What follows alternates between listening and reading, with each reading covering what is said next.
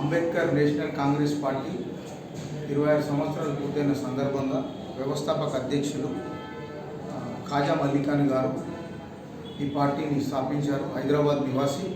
ఇది దేశవ్యాప్తంగా అంబేద్కర్ నేషనల్ కాంగ్రెస్ అనేది 26 సంవత్సరాలు పూర్తయిన సందర్భంగా నా పేరు Chepuru Raju, Ambedkar National Congress Party state ప్రెసిడెంట్ని. ఏదైతే బాబాసాహెబ్ అంబేద్కర్ పేరు మీద భారతదేశంలో ఏకైక party Ambedkar National Congress party.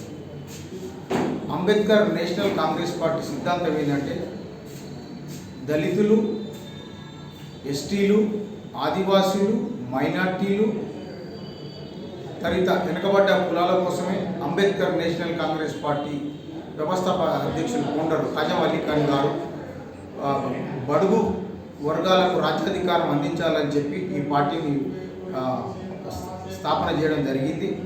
అలాగే బాబాసాహెబ్ అంబేద్కర్ పార్టీ ఆయన పేరు మీద పెట్టొద్దని చెప్తే కూడా హైకోర్టులో కానీ సుప్రీంకోర్టులో కానీ కేసు వేసి మరీ గెలిపించి అంబేద్కర్ నేషనల్ కాంగ్రెస్ పార్టీని ఈ దేశంలో బడుగు బలహీన వర్గాల కోసం ఒక పేద ప్రజల పార్టీగా గుర్తించడానికి తన సాయశక్తుల కృషి చేసి ఖాజా మల్లికాని గారు కరోనాలో మరణించడం ఈ రాష్ట్రానికి, ఈ దేశానికి ఒక గొప్ప ఉద్యమ నేత, బడుగు బలహీన వర్గాల జాతికి చెందిన వ్యక్తి చనిపోవడం కూడా ఈ దేశానికి తీరని లోటు.